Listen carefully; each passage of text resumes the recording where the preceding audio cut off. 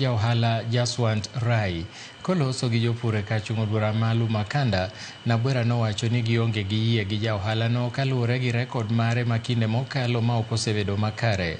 No wacho ni Rai ma bende en wuon kembe mamoko mathoth mag rego niang' e pacho ka osebedo ka tiyo gi jopur gi tok moruodho ma ok ong'iyo ratiro margi.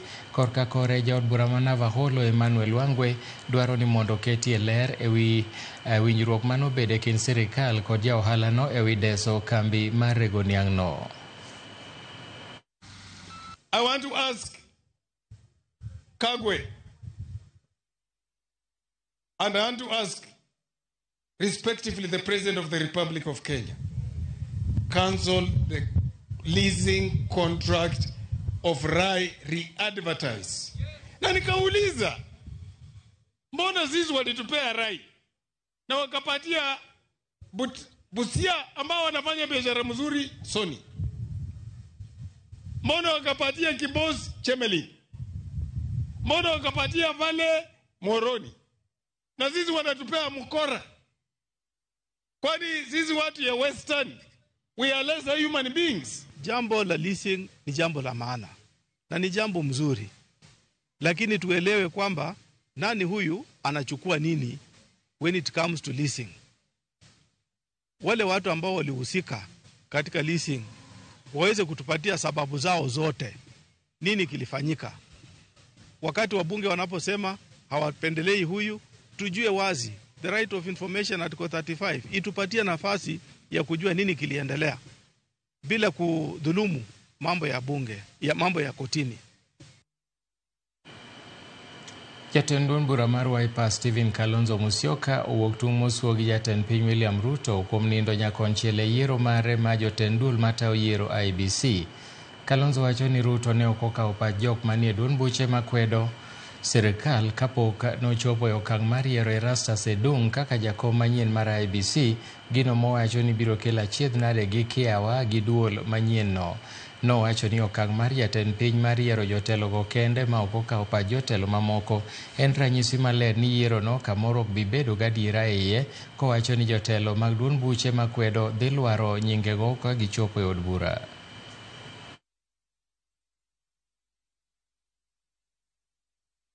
Huwezi kuwa wewe ni mchezaji na unachagua wewe refarii yako.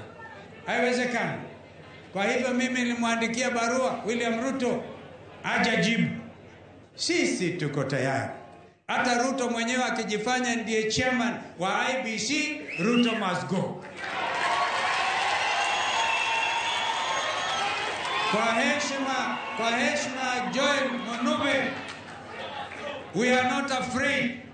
Vile Trump alikuwa announced president wa America, nobody knows tume ya uchaguzi ya Amerika ilikuwa na kina nani. Jatend migao mathieth Aden Duale oseo jatend piny machon Uhuru Kenyatta kuom mano mowacho ni en siayo rowere. Duale lieko ni Uhuru osebedo ka chano rombe mag otieno mag pango chenro mag thiro sirikal ma jatend piny William Ruto. Duale onyiso Uhuru Kenyatta mondo mi luor apisi ma jatend piny kaka nomiye luor e kinde mane ni e telo. Duale bende nonyiso jalup jatend piny machon Rigathi Gachagua mondo wegolo siem ne jatend piny koyango ni ochumi ma pachoka osedongore chak higa 2022 kendo sani piny Kenya omako thuolo mar 6 e kind pinje madongore e pinje mag Afrika. Gie kinde no josiasa machiegni kod sirikal ojiwo Gachagua mondo mi onyis jo Kenya ajenda margi. Tunajua sisi tulifanya kazi na tunajua usiku unafanya nini. Tunajua unaenda wapi. Hata saa hii kuna mahali unaenda hapa jirani, utafuta mkutano, usiende huko jirani tsamia hapa. Lakini unakosa heshima sana. Kama unataka kushindana na William Ruto, sababu hiyo ndio demokrasia. Tafuta agenda na mpango wa kazi, uzia wa Kenya sera zako. Uambie William Ruto ako na universal health coverage, wewe uko na nini?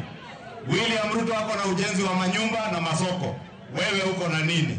William Ruto ako na mambo ya kuinua mama mboga na watu ya boda boda, wewe mpango wako ni gani? William Ruto sio sera, Basbo sio program.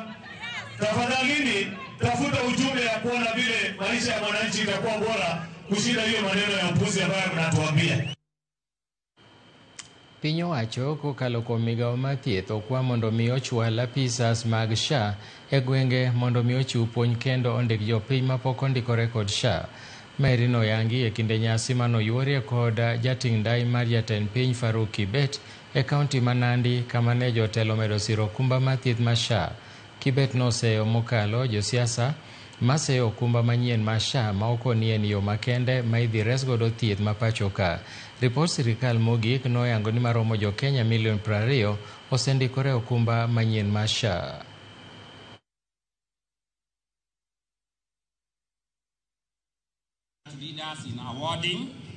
Maneno ya SHA, tungeomba serikali waweze kuweka front officers kwa kila hospitali ama kila hospitali ambaye iko vijijini ili iweze kusajili wananchi waingie katika SHA. Na SHA usidanganywe, ni wewe na SHA, sio wewe na mwanasiasa, sio wewe na mtu wako na pesa, ni wewe na SHA ili iweze kukusaidia hapo mbele wakati unapata homa uweze kujisaidia. Ukienda hospitali kama ukilaswa, serikali inakulipia pesa kiwango fulani na pesa kiwango fulani unaweza kulipa. Msije mkatanganywa na sana wale watu wako na pesa. Tungependa wale wako na pesa ambayo wanaweza kupeleka wagonjwa watu wao nje ya nchi, wawaje watu wasajili ili watu waweze kupata matibabu huku nyumbani. Na tuanze na watoto. Hao watoto wasajiliwe. Jatend migawo mar thieth Eden Duale osingo mar chako manyo obok mag lowo kata title deeds ne ute thieth duto ma pacho ka.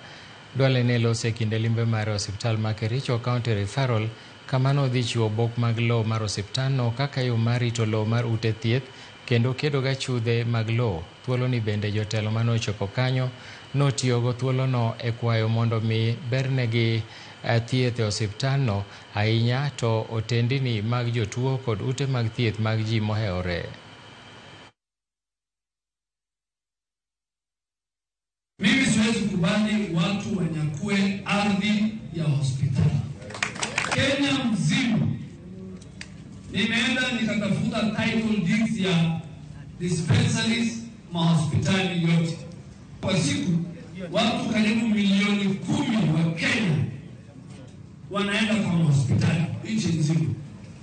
So mahali wanaenda kutafuta matibabu, mtu hawezi kuchukua hiyo ardhi.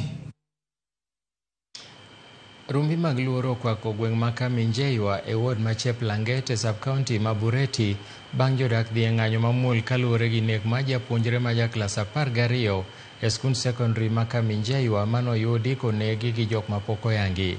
Jodago nong'anyo kowuok e gweng' ma Kaminjeywa nyaka Butik kama ne masira ma kamano timore ka gikwayo mondo mi nonro mar tho rawerano tim mapiyo.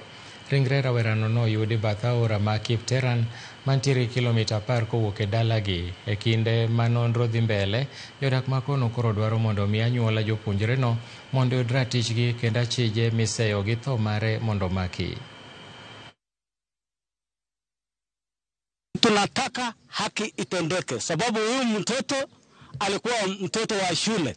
Tukiwa na serikali, tunataka kabisa serikali ache ili atufanyie upelelezi ya ukweli sababu haki inatakiwa sasa itendewe. As you can see the background ya familia, mama yake ndo huyu, at least ajiwezi. Tulikuwa tunaona Keva atakuwa hapo mbeleni, atakuwa kielelezo kwa wengine. Our late student has been killed somewhere near the river. Keva was so disciplined. Keva, we never came across any discipline cases while he was in school.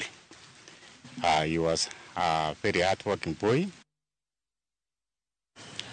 Nyakuramogi en thuolo mar kawo yueyo mokwongo e chenro mar migago to mokwongo an William Nyadawa kantiere Kakamega amor gi weche manyien. Laktache onego yud ratich gi serikal otim tije mondo mi thieth odhi e yo makare. An Job kawuok kano kabar to yiero manotim mar jo IBC gi jatend piny ni ok ber. An Job kawuok kano inuori kanyo. Kaeto Job Ramogi TV Milton asedonjo. Kurabet Mosaneni Kalonzo to serem chon. An George Luga maralego umaje. Kaeto Lawi Woda Dore mar Rinya wacho none Ramogi TV yo makare. Erokamano ma dadi nyakwaro lenye. Kantiere wacho ni Ramogi ler. Kantiere wacho ni anaero jatend piny machon gi ratiro mar golo pache. Kaeto machielo ng'ato wacho ni SHA haifanye. I was admitted in Kilifi Hospital but today when I was discharged from yesterday up to now I have to pay from my own pocket. Mogi kanyo aparo ni mano ne ote mano biro motelo. Nyakwara Mogi ena monda dhi yweyo mokwongo aduogo bang' thuolo machuok.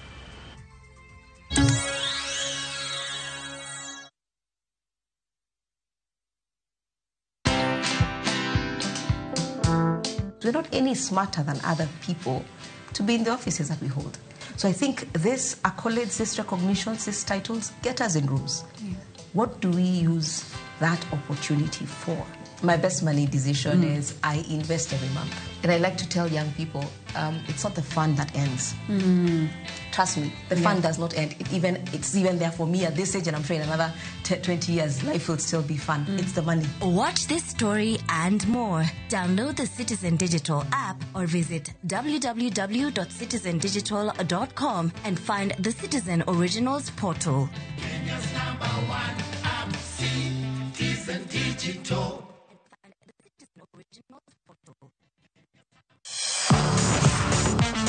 Ne thuolo mar yudo weche tuke duto nyaka mopondo. Mbaka makende mag jotugo kendo mag jomolony weche tuke. Can you believe it? Magite yudore chenro mar pau tuke. The 4.84 kilometers. Nonro matut kod gigo matimre manyien mag tuke duto mawuok e piny mangima. Tudri kodwa ngeso ka ngeso Ramogi TV. Kochakore saa 8 odiechieng' ka wami gik motimore pau tuke.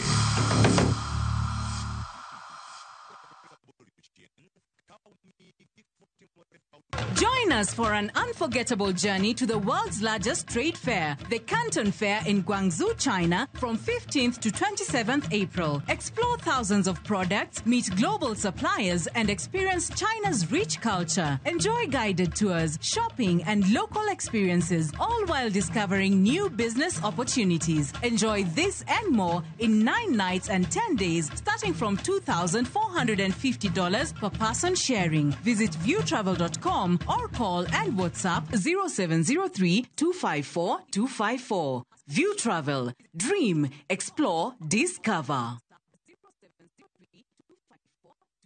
Citizen Duka, the home of discount. Looking for unbeatable deals? Citizen Duka has you covered. Get 2 kg all-purpose flour for just 140 shillings, 2 kg sugar at 315 shillings, 3 liters cooking oil at only 789 shillings, 5 kg basmati rice at 1,289 shillings, and 2 kg ugali flour for just 139 shillings. Simply dial *487*5#. Choose the product you want, pay, and pick them up at any Quickmart supermarket near you. Citizen Duka, the home of discounts. Citizen Duka, the home of discounts.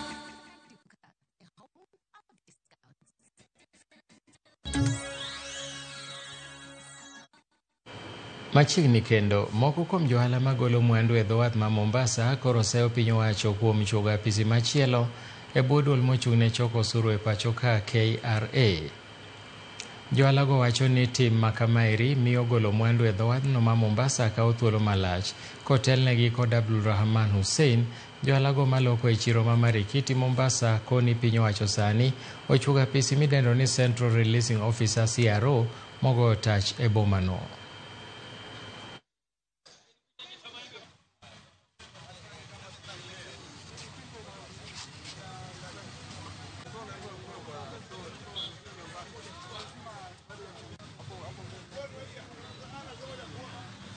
Sasa wametubadilishia, tuna releasing officer hapa na tuna releasing officer Nairobi. Hichi kitendo cha Nairobi kimetoka wapi? Central releasing officer tulikuwa hatuna zamani. Mbona wamezua watu ambao hawapo? Hatutaki central releasing officer, tunataka kila kitu kifanywe hapa ndani ya hii Mombasa. Hawa watu wanatukoza, wanataka mahongo. Sangine gari inakaa for so many hours paka midnight, gari haijakuwa release. Container ilikuwa inachukua almost 1 to 3 days kutoka, lakini sasa inachukua 4 to 7 days, na haya yote yamesababishwa na hiyo centralized release officers ambao wao kazi yao hatujaiona sisi. Kila CFS iko na manager, iko na cluster manager ambao wao pia wako na enough power ya kuhakikisha kwamba ile goods zimekuja hapa, they are of the right quality, they are of the right valuation, na kuna investigation, kuna ISO, hawa wote wako. Lakini unasikia kwamba kuna watu wanajiita centralized release officers. Hawa ndio ambao tunasema kwamba this is a very legal process. Tunasema kwamba wao they need to be stopped. Sisi wa pwani hatuna kwingine tu. Mwenyezi Mungu alituwekea bahari na sababu, na kwa hivyo hii bahari ndo shamba yetu, na sasa serikali inataka ku make sure hata ile biashara kidogo ambayo tumebaki nayo wanatunyanyasa mpaka tuiache. Sijui wanapanga mipango gani.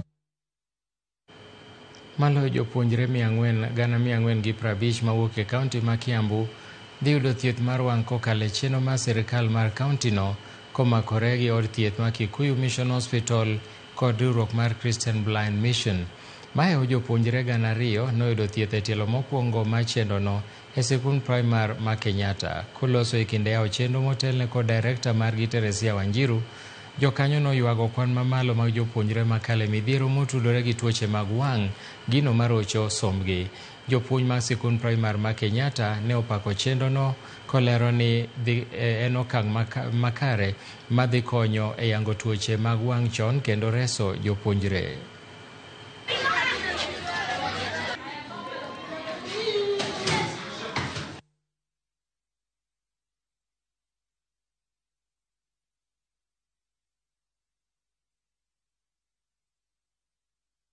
We are going school to school, child to child, leaving no one behind. And once they are screened and they are identified to have problems, then they are treated on site. And those who can't be treated on site, then they are referred to PCA Kikuyu Hospital for specialized care and further management.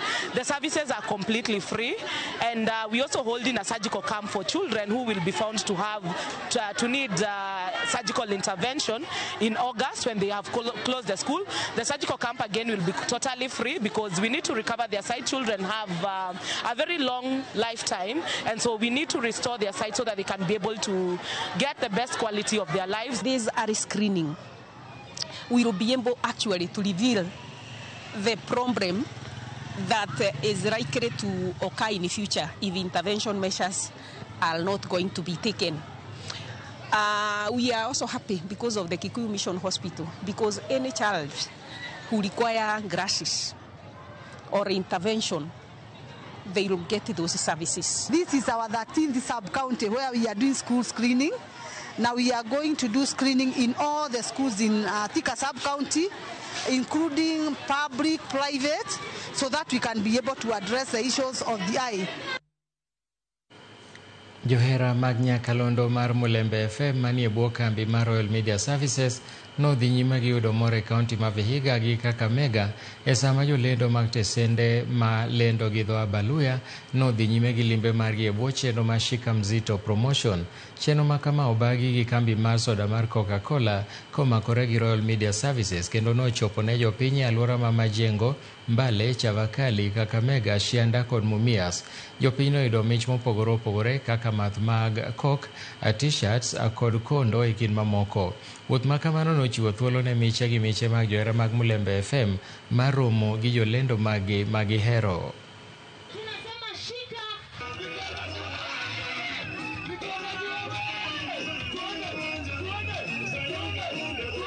500 ml tumeshukisha bei kutoka shilingi 60 mpaka shilingi 50. Ukifika pale dukani, kumbuka ni ofa ambayo ni ya muda peke yake, inakamilika mwezi wa Juni mwishoni. Kwa hakikisha pale una take the chance, unakamatia mzito, unashika pale mzito yako. Na siku ya leo tuna furaha kubwa sana kwa maana ni siku ambayo tumekuja kukutana na wasikilizaji wetu na mashabiki wetu katika maeneo ya Vihiga, maeneo ya Kakamega, na bado tuna safari tunaendelea mpaka maeneo ya Busia, tukiwa na sababu moja tu ya kuambia ya kwamba Coca-Cola sasa imetupea nafasi ya kukunywa soda kwa bei rahisi sana. Mwanashabiki wa Mlembe FM na mwana Party Time, tumefurahi sana siku ya leo. Tumetembelewa na wana Coca-Cola, tumekunywa soda, tumecheza, tumefurahi sana. Na tunasema kwamba mruto na siku nyingine tunahitaji kabisa, tumefanya kitu kingine maana kabisa. Kila siku tutakuwa tunakunywa soda. Piny owacho igeno ni biro tiyo gi siling bilion 86.5 e chenro mar gero mar udi e pacho ka chop hik omenda 2024 2025 kama nyiso medruok mar atamalo 10.6 kipimo gi omenda 2022-2023. Mano kaluwore gi chenro ma piny owacho keto e maino mar gero mar udi ma nengogi ogonyore. Marien kaluwore gi nonro mar Kenya National Bureau of Statistics. Lydia Okeo nigi ler mathoth. Kaluwore gi maino ma sirikal osebedo ka keto e chenro mar gedo mar udi ma nengogi oyueyo e pacho kae, duol matimo nonro mar kwan e pacho kae, Kenya National Bureau of Statistics, oyango ni siling bilion 86.5 igeno tiyo godo e sekta no e komenda 2024-2025 kama en medruok mar atamalo 10.6 ka ipimo gi higa 2023. Medruok e kwan omendago nenore ka gima noloso thuolo mag tije ne oganda, ka kwan oganda manoyudo tije e bwo chenro no nomedre ka oya jotije 9,700 e higa 2023 nyaka jotije 9,900 e higa 2024.